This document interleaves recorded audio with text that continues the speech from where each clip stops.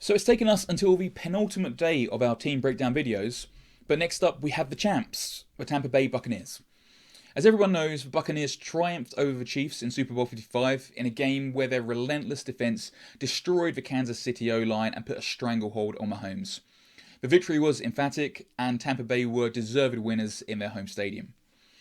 A lot was made of the free agency signings the Bucs completed before the 2020 season, with players like Brady and Gronkowski obviously attracting a lot of attention. However, the foundations of last year's success were laid in the draft. In 2020, the team selected Tristan Wirfs, Anton Winfield Jr. and Tyler Johnson, all three of whom made key contributions in the playoffs, while preceding draft classes were also laced with great picks like Devin White in 2019 and Vita Vea the year before. With this in mind, it's interesting that the team has retained every starter from their Super Bowl triumph, making them the first team to ever achieve this feat.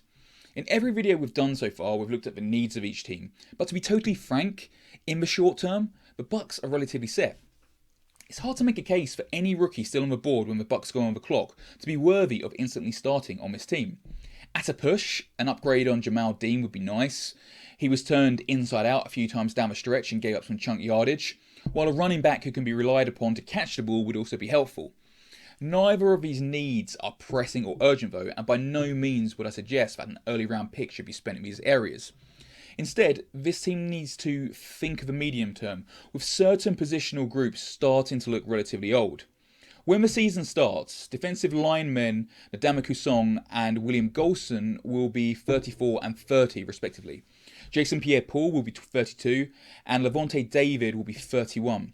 It's always hard to judge how many miles are left on the clock, but you have to prepare for the worst.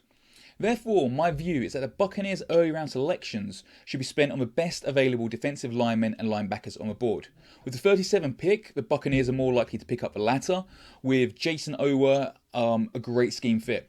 If Zaven Collins drops that far, he's a type of do-everything player that could be a nightmare in different roles across the multiple alignments the Bucs use. I'd expect the team to perhaps wait until the third round to find a future starter on the D-line. It's late on day three, kind of early in the fourth round when most value can be found at that position. As we've said on the show before, if you're not moving forward, you're moving backwards.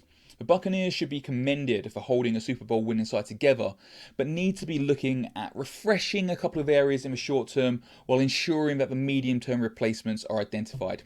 And that's the Bucs.